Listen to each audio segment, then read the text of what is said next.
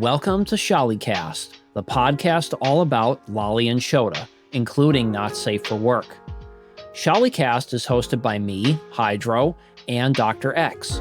We're the developers of Insexual Awakening, a straight Shota visual novel game with incest, lollies, MILFs, onesans, and even a femboy character if you play Insexual Awakening 2, our sequel. If you'd like to play our games, you can download them at our official blog at barag.net/cyberhex. And if you'd like to support Insexual Awakening's continued development and this podcast, you can join our Subscribestar at subscribestar.adult/cyberhex. Enjoy the show. Welcome back, everybody, to Sholicast once again. I'm Hydro, and I'm with Dr. X. And for this episode, we are joined by Cynist. Welcome, Cynist. Hello. Good evening. Thank you for having me. Welcome. Thanks. Yeah, well, we're glad to have you on. So tell everybody about what is it you do, because you actually develop games. Is that correct? Yeah, I'm working on a game that's on All the Fallen called Libertine. I got a couple other little things that I'm doing on the side, but that's the main one. It's done in Koikatsu and Renpai, just like your guys' one that you're into doing, Insexual Awakening 2. Yeah. So what is your game about? Ah, man, that's there's a lot of backstory to it that really is hidden. But basically it's about a guy who is into, player can choose if they want to be into the Shota side of stuff, but Lolly, Shota stuff, and he's been repressed for a long time, and he's had some problems in his past, so he's really kind of closed up and kind of given up on the world, and basically deciding that he doesn't want to be around anybody, he doesn't want to be interactive with society, because he believes that they're all going to basically want to make him a pariah. He'd just be an outcast, so he hides himself. And then he's into a position where he has to go through a transformation, or gets put into a position where he has to activate or accept that part of himself and learn how to accept that part of himself, because it is actually going to do some good in the world, or in a small little community. It's about that. Oh, that's very interesting. Yeah, it's an interesting premise. Yeah. I try to go for more of a realistic drama type of feel to things. I mean, you always throw in some comedy and some little relief here and there, but it's a real thing. I mean, it's a real thing that a lot of people deal with. And I've had a lot of people come up and say, or message me and say, this speaks directly to me. I feel just like what this main character is feeling, and thank you for making it, I guess. That's great. I mean, we've had people contact us as well, or leave a comment on our brag or private message one of us saying the same thing, that our game has helped them in some way, or they relate to the characters. So that's great. I feel like when I receive one of those comments, it feels very fulfilling. Oh yeah, because ultimately I want our games to make people feel good in some way, or even like maybe feel a little less alone. Of course, our community helps with that as well. So how does it make you feel when someone comes up to me or says that they like the writing, or that it's helped them, or anything like that? It's actually probably the best feeling in the whole part of it. People that will support me financially, because this is what I want to do it for my job, but I get better feelings when someone comes up to me and says, hey, this was really great. I love this part, or this really spoke to me, or this really helped, or this really, put things in perspective for me. And I feel a lot more, I feel happier about that than I do about the money, really. So I can definitely feel, I can definitely empathize and sympathize with what you were just saying about that, because it's the greatest feeling to be able to create something and put something out there and somebody say, I relate to that. Yeah, exactly. what inspired you to make this particular game? Like where'd the inspiration come from? The inspiration came from another game that I had did some writing for. There was always just this little kind of quirk of this little thing that happened that could be like, well, if we took that little bit and we just kind of built something around that happened around that, then what would happen? And I've always wanted to go this direction with a game, with a visual novel, into a Shali type of world, type of being able to tell a story using those kinds of narratives. And I drew a lot on my own feelings. So a lot of the main character's first part is a lot of what I've been through, and then just kind of saying, okay, what would happen if this would happen? And then you kind of go from step to the step to the step, and it basically ends up writing itself. I really don't even come up with ideas. It's just like, oh, this is going to happen, so this is going to happen. And you just keep going with it. And there's not really any more inspiration that goes along with it. When you're writing a story, usually when you really get into the groove of it, you're just writing what the characters are telling you they're saying, and what the characters are telling you they're doing. Because the characters that I write and such, they're pretty much their own people. I don't put myself into them really. They just tell me what happens in their lives, and I put it down and then try to make it in koikatsu. Yeah, it sounds wonderful. You've created these characters that, as you essentially said, write themselves, because they're developed to that degree. I'm a strong believer in that stories, whether they're in a novel form or a movie or TV show or visual novel or anything like that, the best stories come from characters and from personalities. It's not about really events that happen. It's about the people that experience those events and what they go through and what they think and feel and say, and their relationships with others as to what makes the best stories. I completely agree, because I do too. Without caring about the characters or, caring about what happens to them, it almost feels like it definitely feels like there's, for one thing, not as much weight to the story. But yeah, I've always found it difficult for me to care very much about a story if the characters aren't captivating me in some way. It's a human condition to want to connect with somebody, whether it's in a social setting or when you're watching a movie. There's a reason why protagonists usually are the heroes and heroines and stuff like that. They're the people that we try to be, and we try to emulate them. And so we look at them and put them up on a little bit of a pedestal and say, that's what I want to do. That's what I want to be. And I'm going to try to be like them. And so they connect with them. You're exactly right with that. I'm sure you guys have had people come up to you and say, you should do this in your game, or you should do, or why can't you do this in the game? I totally get it, because I get this game developer. That's, we sit here and talk about all the stuff that people come up and say. Anyway, I've had people come up and say, could you do this in the game? Or what about, do you think this would happen or that? And it may not be something that I feel is right to go in the story. Maybe it is, maybe it isn't. But it also might just spark an idea, and it might spark like oh, what the hell? That wouldn't happen. But, if we take it and we just twist it just a little bit, then this other thing can happen. And this might be really interesting to throw in there, and it really makes sense to the story. And then you say, thank you. I did. Thank you for helping me out. I can't come up with all the storylines. Yeah. And, one of the things I do like about, if, for example, on the IA server, we have a wish list channel.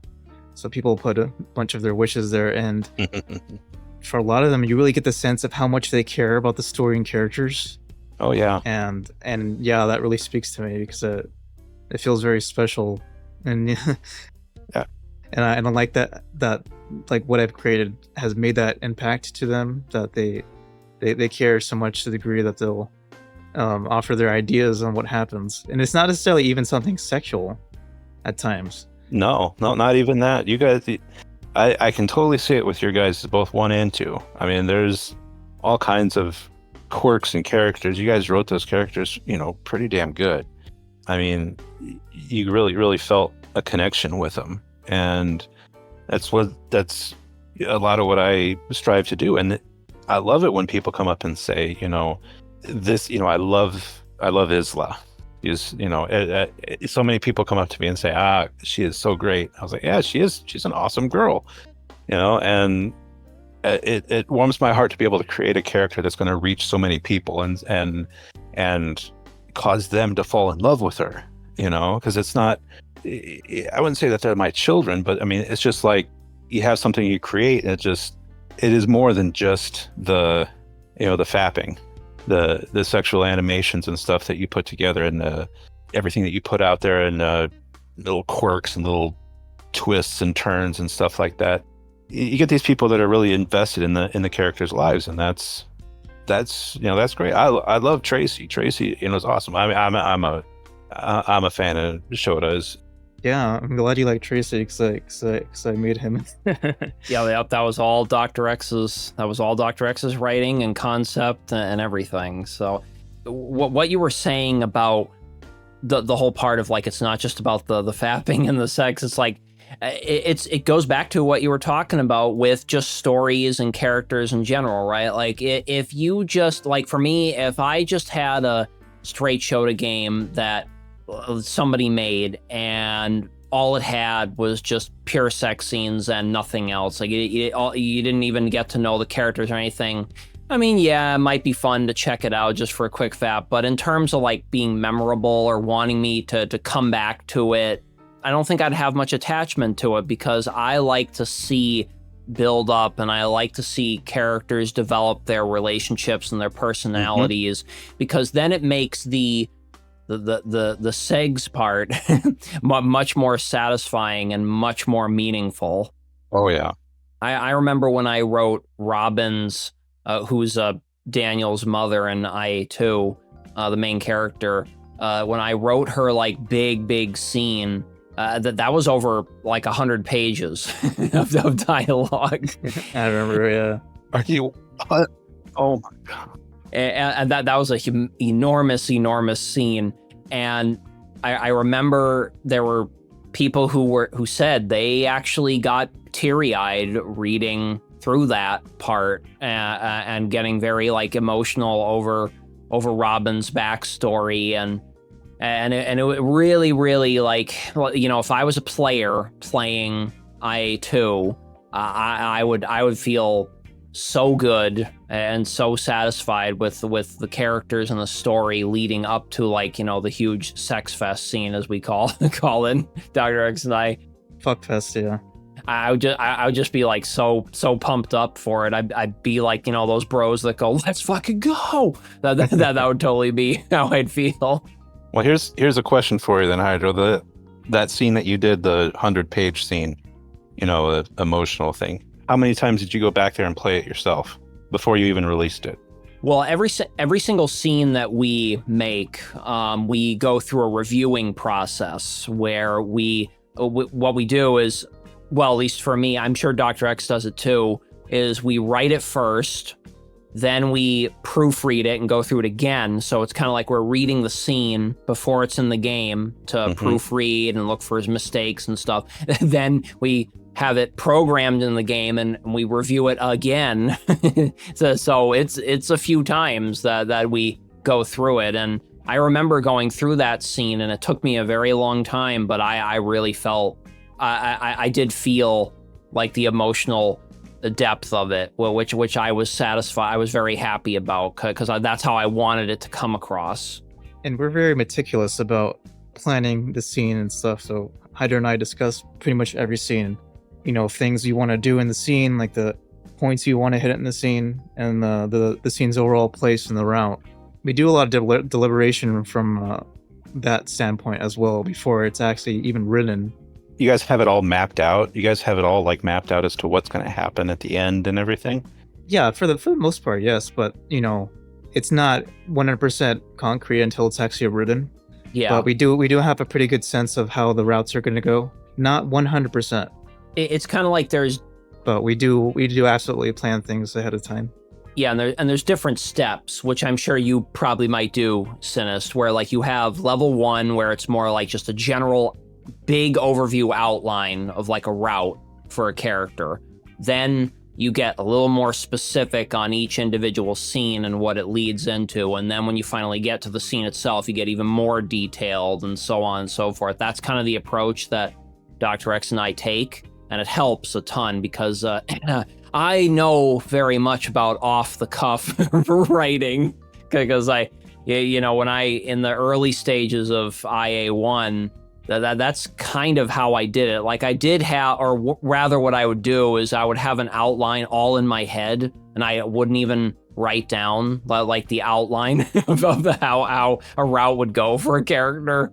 And then I would just write it as I remembered it. So it was mainly just my horny brain working overtime to be able to remember all the stuff I was interested in putting in the game.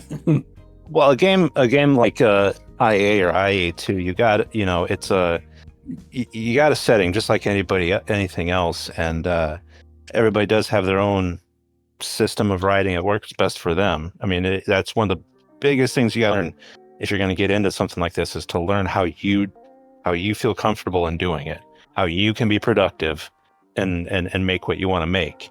And you guys had a really strong idea of what you wanted to do with IA2. Even if you went off the cuff in IA for the first one, it was still cohesive, it was still good, and it was still forward.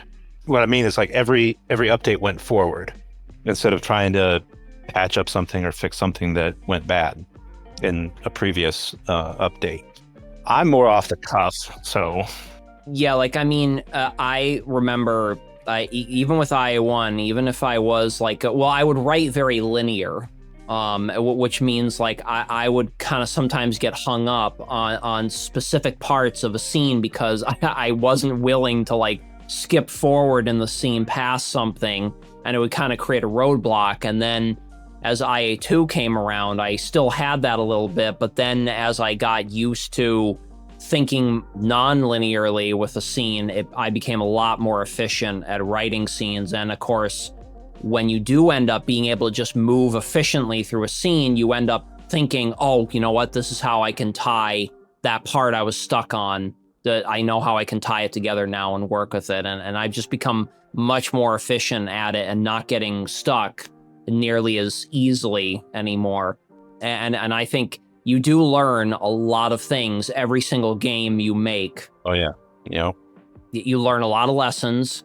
You, of course, probably the number one thing Dr. X and I know is there are things you didn't get to in your previous game that you want to get to in the next game, and then that's a big driver too, to make more. And there's always more you can do, and there's always other things you can do. I think that's what makes it fun, though. That's what makes you want to create more.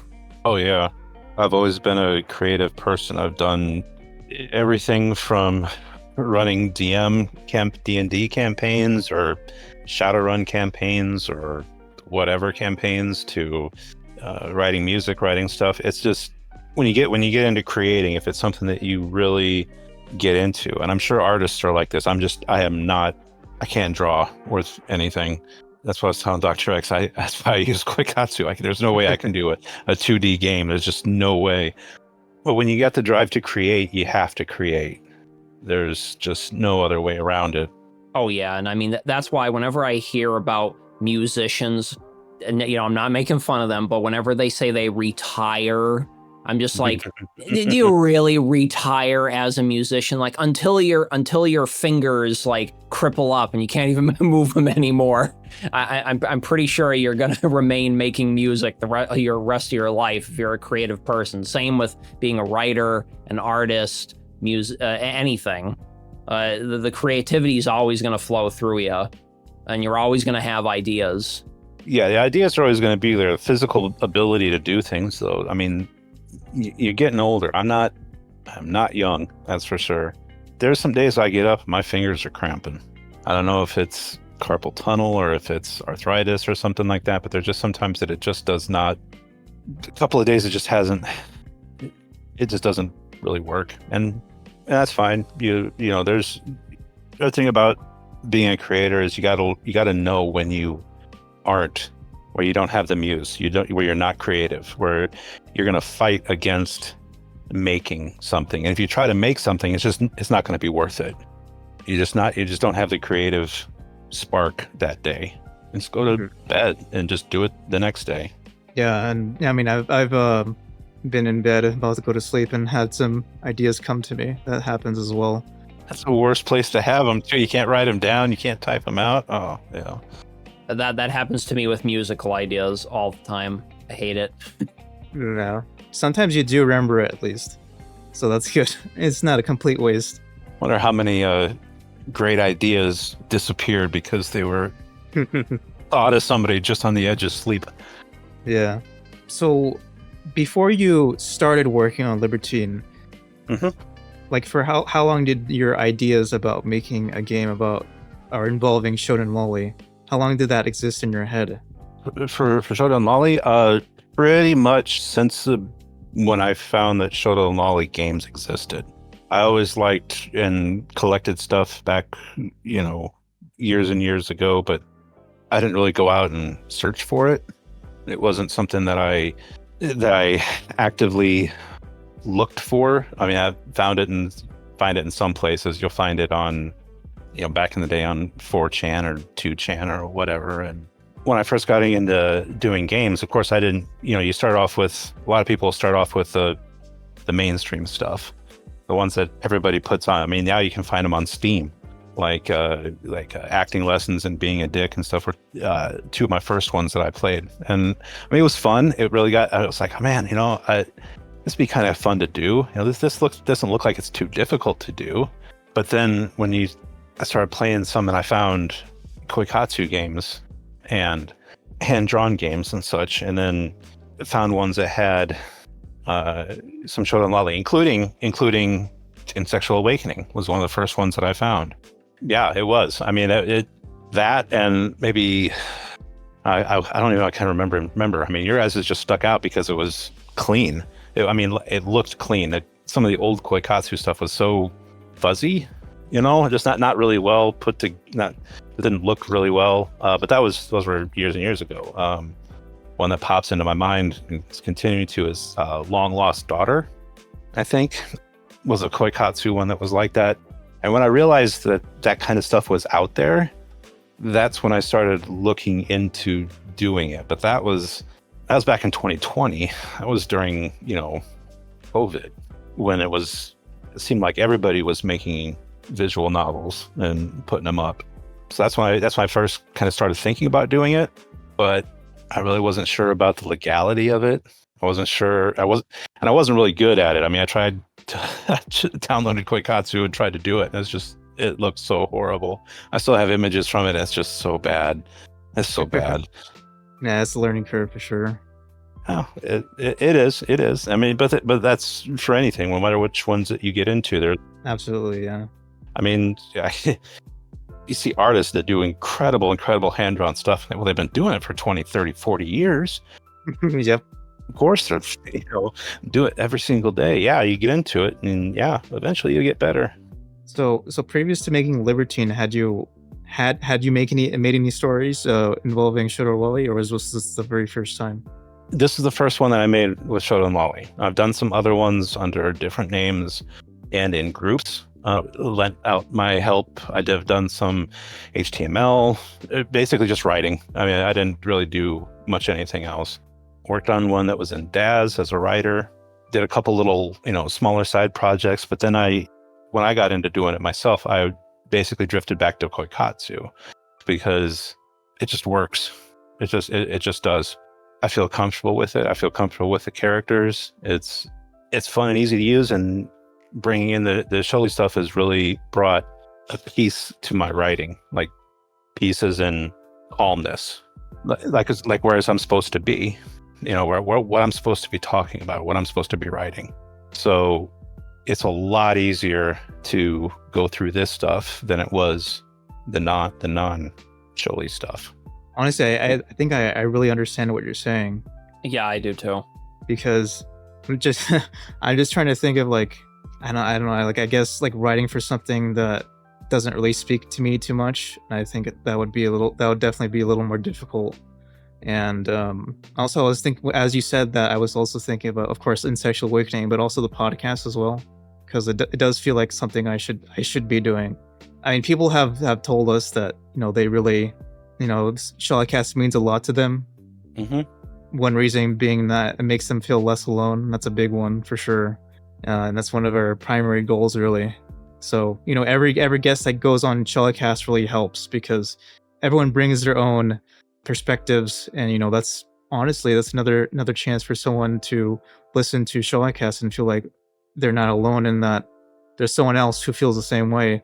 I think there's a very very high chance another person who writes Shonen Lolly or is a game developer of that stuff, or who wants to be, they'll hear your episode and be like, yeah man, I totally relate to this. Like, this speaks to me. So I'll thank you for being on. Yeah, we are a bigger community than most people think. Yeah. I mean, we all do feel alone and such because of just the whole situation behind it. But, ATF and Barag and all these other places and such that, unfortunately are starting to kind of disappear. You guys are doing a really big service for helping people to realize that they're not alone, and that, oh, hey, there's, I want to get into this artistry. I want to write this, but I don't necessarily feel like, I have a voice or I have, an outlet or anything like that. Where you guys are just, hey, yeah, come on and, talk about your stuff. And, I'd love to be able to inspire somebody to go into making another visual novel and stuff, because I don't want to be the only one out here doing it. Right. Yeah. I've said before that there's totally going to be a very high possibility that there's going to be someone who will play your game, Cynist, or will play IA or IA2, and down the road that they'll make their own visual novel that'll become really popular either in the Lolly Shota community, or will become like really popular on Steam or something like that when the restrictions get pulled away, and they'll be like, yeah, well, my inspiration came from this guy Cynist, or my inspiration came from these two guys, Hydro and Dr. X. And it's always fun to think about how that definitely could happen. I mean, that's how you get inspired to do stuff, is you play something or remember something very fondly and you want to kind of do your own thing. I mean, that's how I kind of got into making IA, because I had played 2 games, because I was similar to you, Cynist. I kind of had learned about like straight Shota kind of games, except it was around like 2016 or 2017 or so, and played a few of them, and I liked them, but they didn't quite fulfill what I was hoping for, and that's when I decided to make my own game. That's exactly right. I mean, they inspired you, and you guys inspired me. So, the funny thing is, I mean, you think about it, with the nature of the internet and the nature of files and such, the stuff that we've created, whether you're an artist, a musician, anything like that, it's out there, and it's gonna stay out there. And yeah, decades, a century down the line, it's still going to be out there. Yeah, so it makes me think about, like, you included. We're part of the history here of the Shonen Lolly community for sure. Mm-hmm. Yeah, you guys are. It's kind of crazy to think of that. Yeah. And you too as well, man. Well, we'll see. Well, you're taking a step towards that for sure, being on podcast. That and creating, yeah. And how long have you been working on Liberty? Oh, I think I started in September of last year. Or what, is this 2024 still? Yeah, okay. 2020. Yeah, September of 2023. Oh, nice. A little bit less than a year. Cool. And I mean, I've had so much fun making it that I'm also actually working on 2 extra little side story things that will eventually get out and get released and stuff, to kind of practice and focus my abilities in Koikatsu and to learn a little bit more about that. But it's just a drive to create, You gotta, if it's there, I gotta ride the wave. Now these games that are side stories, are they set in the same universe as Libertine? One of them is, and well, actually, if you're talking about universe, yeah, both of them are. One of them in the same kind of locale, and there's a couple crossover characters if you're paying attention. But one is a full Shota game, just male and only males. Hmm. And the other one is it's a incest with, right now it's a brother and two sisters. The brother is older, but I've set it up and I'm going to do it where you play a first part of the game with these three, and then the next section will be about their kids and their kids growing up, and so the young girl in there will grow up and be a mom in the next one. Oh, that's very interesting. So you're gonna see kind of a progression of it, and so you'll play different main characters in it. Like right now, kind of character is the older brother, but then in the next one, I'm thinking that it's going to be like it's almost kind of like a in Sexual Awakening, where you've got a Shota main character with maybe a lolly sister or two lolly sisters and a mom, maybe an aunt, some other things that are just going to go along with it. But it's all set in a medieval setting, so it's all about the family that's very closely tied together, and it's all natural to them, but they're also kind of outcasts, so they keep it hidden that they propagate between the family. Oh, interesting. So you're kind of employing that aspect in that game as well, because it sounds like there's a little bit of that trying to keep things hidden in Libertine. Is that correct? Well, it's kind of hidden, kind of not. I mean, it's not. I'd just say you have to play the game to see. But no, it's not. It's not. It is hidden. I mean, it's not like they're out there. It's not like it's a different world where it's all acceptable. It's not acceptable. That's what the main path of the main character is going from a position of, I'm evil, I'm bad, I don't deserve anything. I'm going to stay alone. I live alone. I make what I make to get by, and that's it. I don't need love. I don't want love, because love is just going to lead to bad shit. And then finding out that, it's not necessarily like that. And you have to learn to accept yourself to find some kind of happiness, because if you don't, you're just denying yourself who you are. Very, very interesting. Yeah. Anyone can go on ATF and download your game. Is that right? Yep. There's a public version that's out. I believe. When are we on?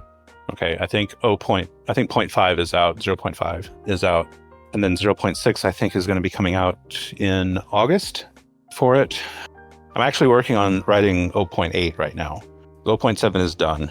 0.6 is released to the supporters.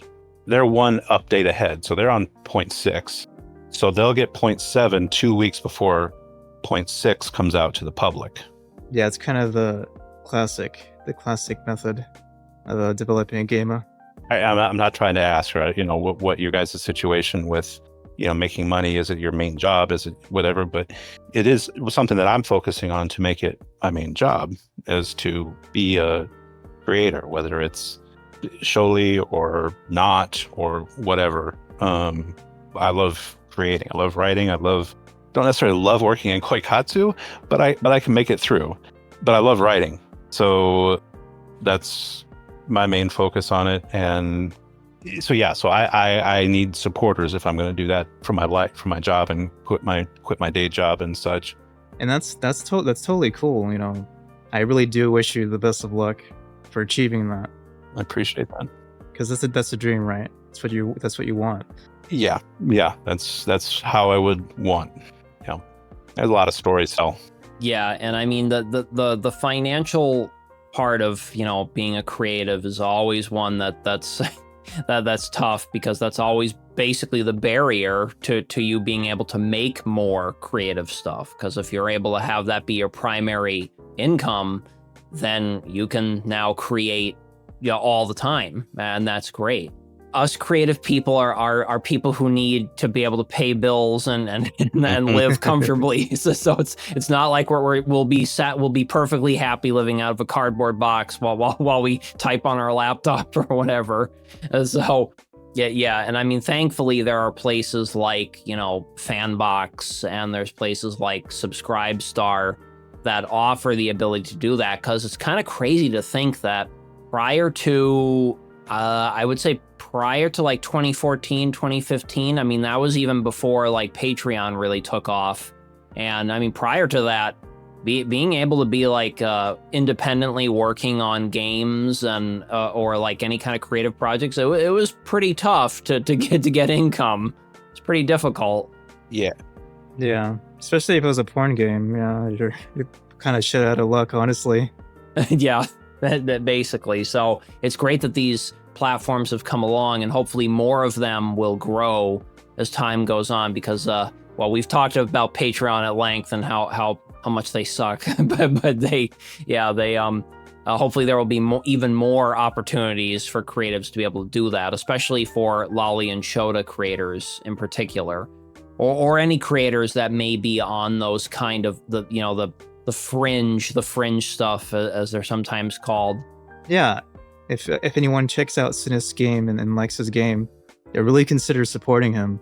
I appreciate it. I get more satisfaction out of hearing how somebody likes it, or even has I like it, but even that can, I mean, that's a great feeling, to know someone played it and enjoyed it, or at least enjoyed parts of it. So I mean, you support it if you want to, and I appreciate that, but even if you don't want to, and it's not just me. I'm talking about all artists, whether it's Dr. X and Hydro, or any of the artists on ATF or Fanbox, or anything that's out there. If you like it, just drop them a note. Say, hey, I really like your stuff. You're doing great. Keep going.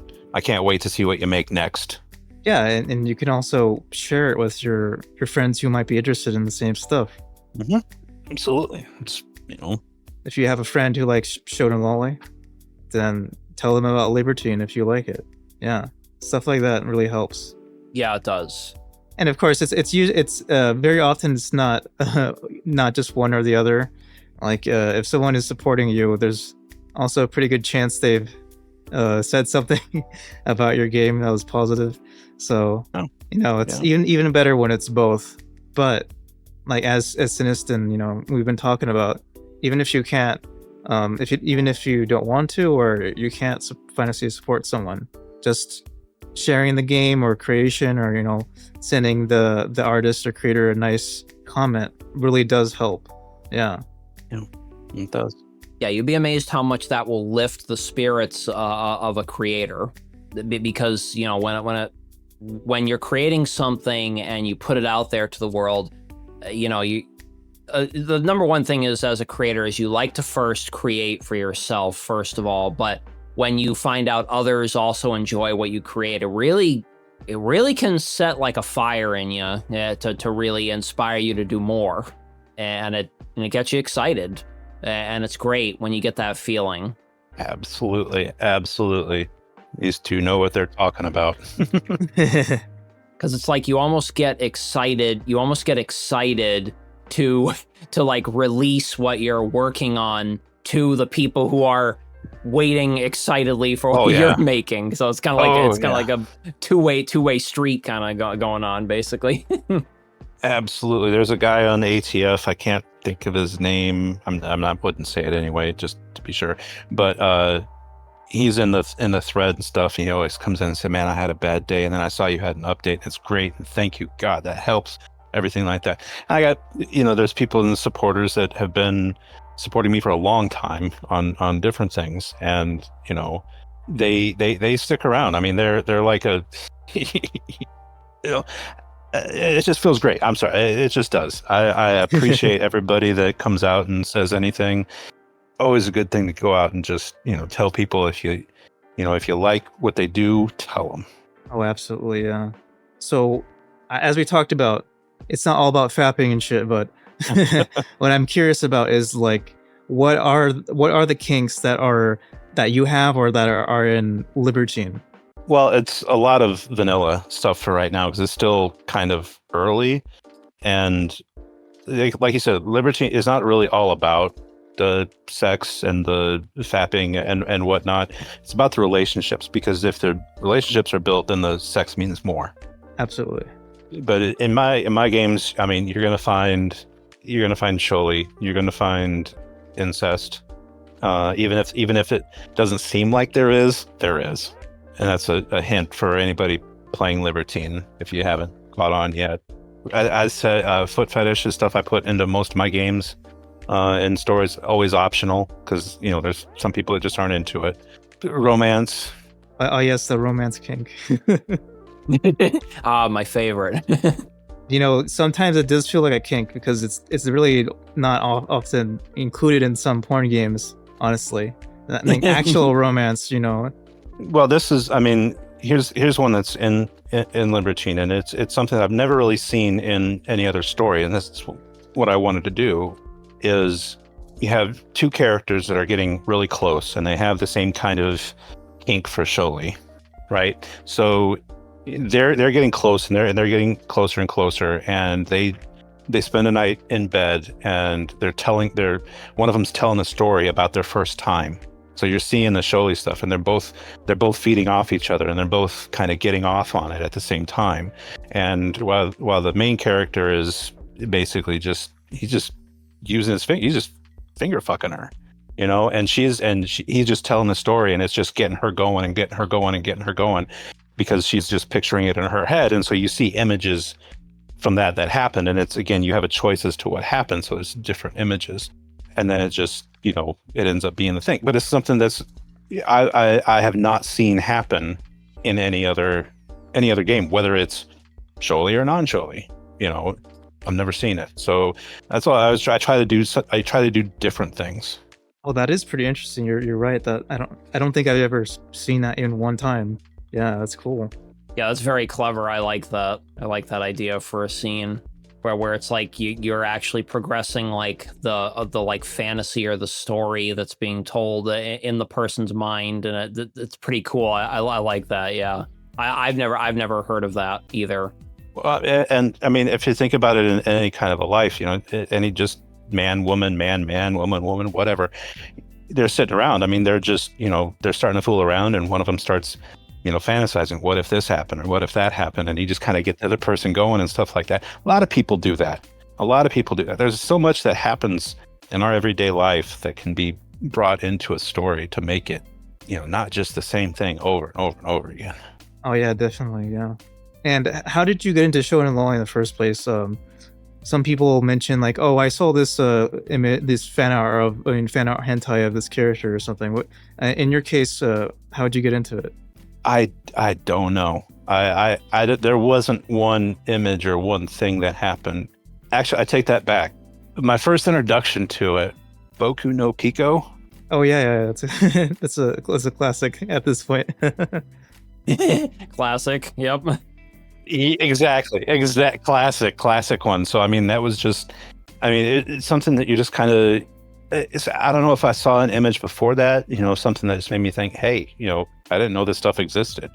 But that's kind of the first thing that I remember is being like, oh yeah, I'm gonna download that.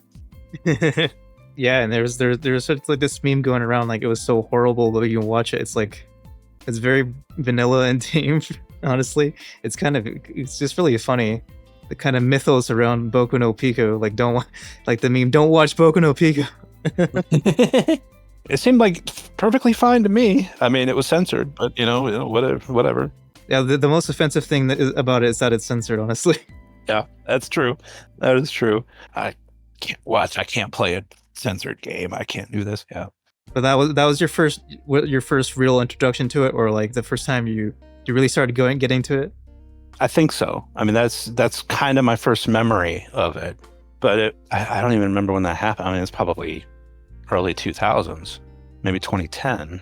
I don't even know how old it is. But yeah, that's that. And then everything kind of laid dormant. I didn't really look into it. I had a lot of other stuff going on in my life. And then COVID happened. So it was like, either shut down, stay home, you get it. And so you're stuck at home for 2 weeks to a month. And then get so bored out of your mind, and you're just looking, and you're going through X Hamster, and you're going through Pornhub, and you're going through RedTube and all these other places, and you're just like, oh, this is so just, it isn't what I need. And then you just decide one day, well, fucking Google something. And you Google something, and leads you to, adult games on Steam, and then it'll lead you to,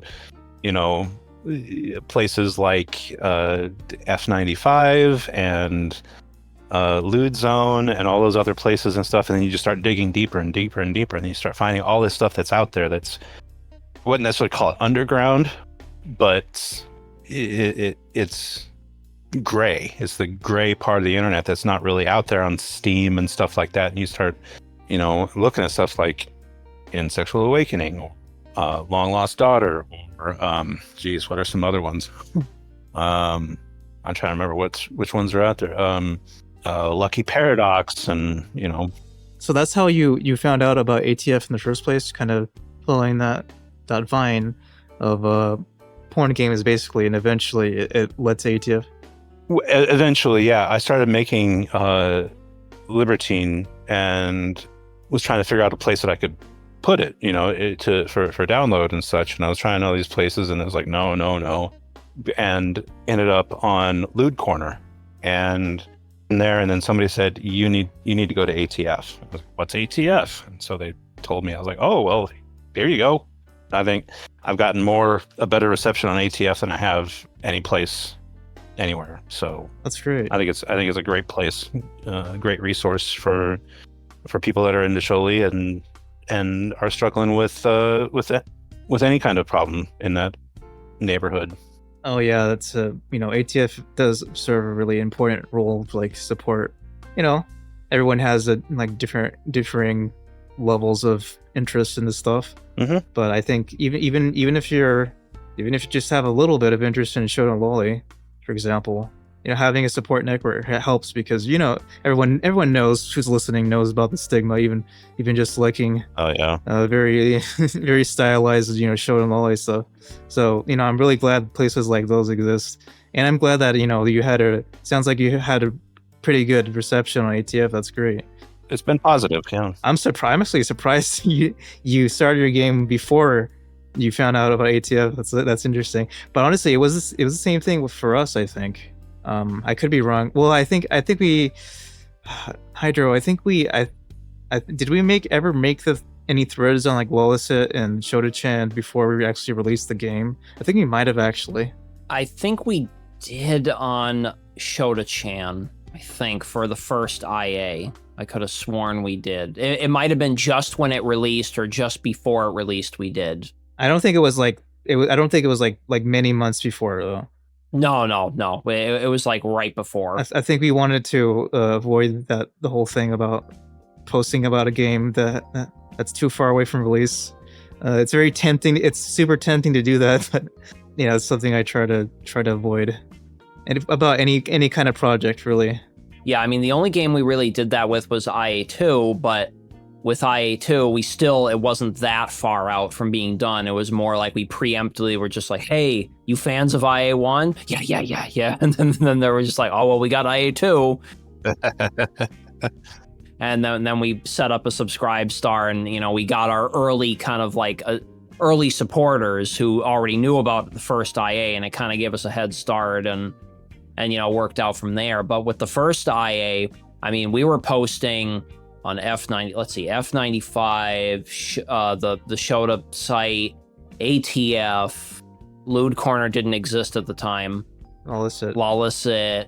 I want to say I actually even posted it like on a primarily furry forum, but I could be wrong. I can't remember. I cannot remember. I think I did though. And what ended up happening was it just spread around. It just went all over the place, and that's ideally what you want. Yep. Like I know some people are very protective of like, oh, I don't want my early access to get.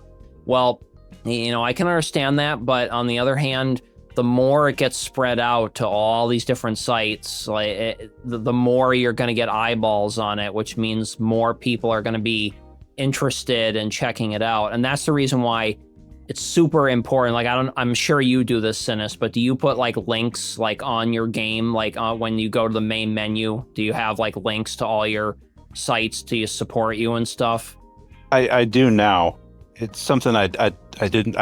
I'm not very good at coding. The only thing I do writing. I code and I kind of work code too. It's kind of. I mean, it's just those are I'm beginner grade on, but I did put it on that, and I noticed as soon as that one came out, I tripled my supporter list. Damn. I was like, holy shit! Like I couldn't keep up with it all.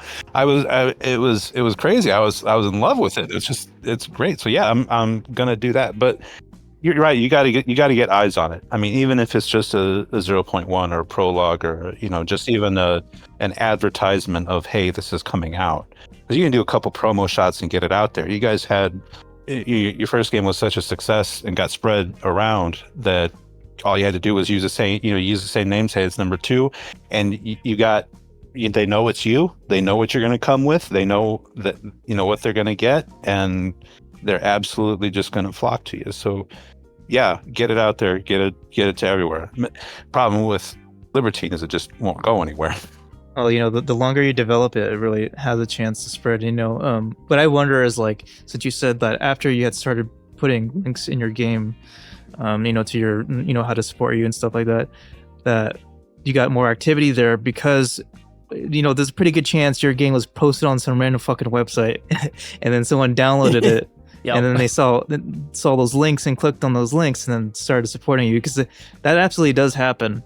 It's happening with IA. Like it'll get posted on random fucking websites, like random weird websites and stuff like that. Sketchy, like pirated game websites, hosted in Russia or whatever, and then as somebody finds it, and when we've released IA, the first version, I remember we were just like, okay, we have to have at least. We have to have scenes for all the major like family member characters, Simone, Sam, and Kira, meaning the big sister, the Lolly, and the mom. And then also put in some initial like actual like hand-drawn scenes for, I think we did it with Sam first and then, or Sam and Kira were the first two. And I think just from having those initial things that garnered more interest, that it gathered a lot more interest than if it was just pure bust art. Or I mean, I'm sure it still would have attracted people, but I think the more you put into that first version, it's like that first impression is what really can grab people. Yeah, it really depends on the kind of game you're making. That's true. But for porn games, if it is possible in general for the kind of sexy stuff to happen early on, you might want to consider making sure some sexy stuff happens in the first build. For other games maybe that are slower to get to the sexy stuff, that might not be possible, in which case it's probably fine just to post like a 0.1, kind of just setting up the premise and stuff. There are definitely different approaches to it, and that's why I did was very, very little, very, very minimum. With when IA came out, you guys had a kind of a perfect storm. You had a premise, a story, a setting that appealed to a lot of people where there wasn't really anything out there yet.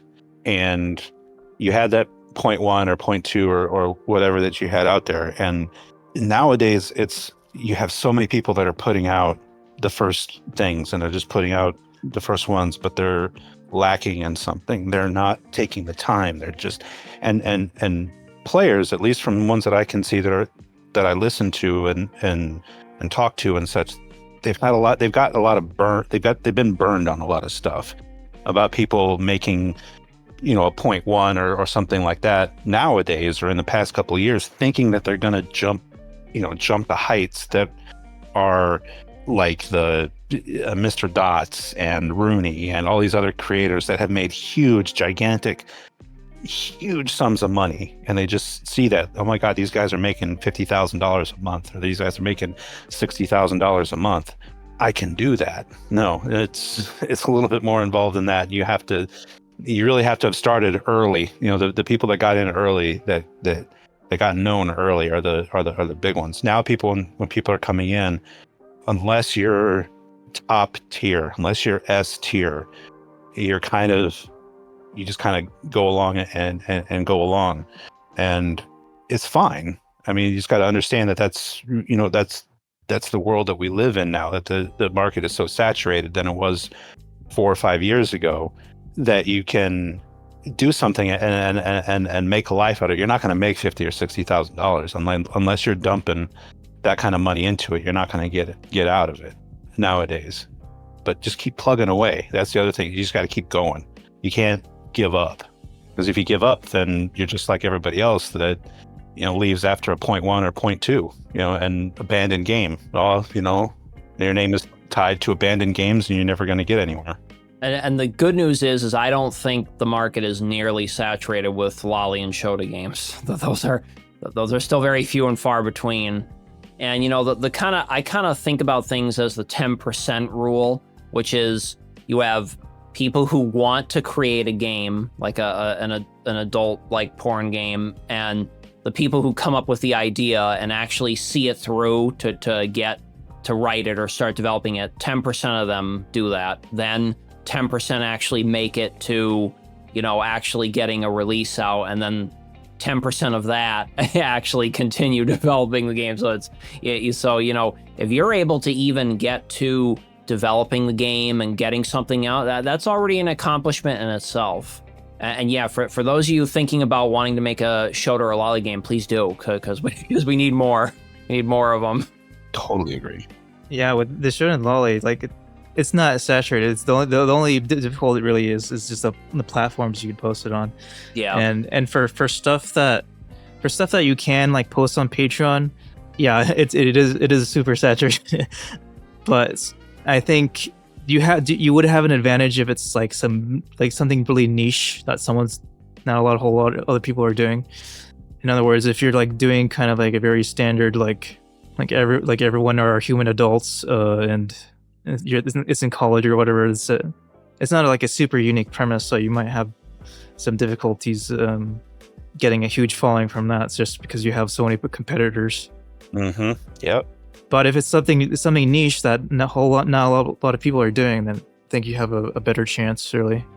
And I think that's probably what a lot of creators that are big owe their success to, is that they hit a niche that people have really been wanting, but they can't really get much of it. Some kind of obscure fetish, or they're a fetish that's not represented a whole lot. Yeah, that's absolute truth right there. Absolute truth. Yeah, and it's been very interesting talking to you, Cynist. Yeah. As another game developer and person who uses Koikatsu. Of course, we didn't go too deep into the Koikatsu talk. Maybe the next time we talk or something. But yeah, I'd love to come back at some point. Maybe when Libertine's closer to being done. And yeah, absolutely. I do hope other developers come on and talk about your experience, because there's a lot of creative and good creative people out there. Sometimes all you need is a little push. I hope we're able to push a couple people tonight to follow their dreams and make something that they're proud of. Absolutely, yeah, that's absolutely what we want to do on the Sholicast. It's support the community, inspire them, remind them that they're not alone. Yeah, so it's really been great having you on, really fantastic and fascinating talks. I'm great. It's great talking to you guys. I love your guys' work. It's like I said, you guys inspired me, so that's why I'm doing what I'm doing. Yeah. Now, people can primarily find you on ATF, correct? All the following, is that kind of your main profile page? Yeah. There's ATF and Lewd Corner are the two basic game threads. I believe you can also find it on Fap Nation. Love that name, Fap Nation. Well, you gotta get it out somewhere. I mean, that's just Yep. the way that it is. But yeah, or the links for Discord are on there. I'm usually on because my real job is basically being on a computer, and then my love job, I'm basically on a computer all the time. So come by, say hi. Would love to talk to you. got mad ADHD, so just, you get me talking and I won't stop. I think you had mentioned that you had like made a deal or something that if you got enough supporters, you'd be on Sholicast. Yeah. That was it's right when I started making it. A guy on the Discord, 94 Coon. I believe you guys did a question and answer or something, and I noticed his name pop up a couple of times. But he's just like, yeah, you got to go do Sholicast. And this was like when 0.1 came out. I'm like, I just let me get established first, and let me do this a little bit, and then when are you gonna do it? When are you gonna do it? Are you gonna do it? It's like, all right, I'll tell you what. When I hit 50, I'll say, hey, we'll do it, and then so maybe we'll do it again at, I don't know, something else, another number. Yeah, that'd be great. Doing another episode with you, and you can update us on your progress and like what you've been doing. That'd be great. Because we had a fantastic time with you this first time. And I'd love to. I mean, and just even if it's not about that, I mean, other stuff, going on. Yeah, totally. Now we can talk about anything really. But yeah. So do you have like a subscribe star? No. So I've got Ko-Fi, I've got Fanbox, and they seem to be working perfectly fine. Yeah, it works for me for right now. So that's cool. Yeah. Careful about what you put on there, and you'll be fine. Yep. Cool. So that was a great episode with you, Cynist, and you have a great night. You guys too.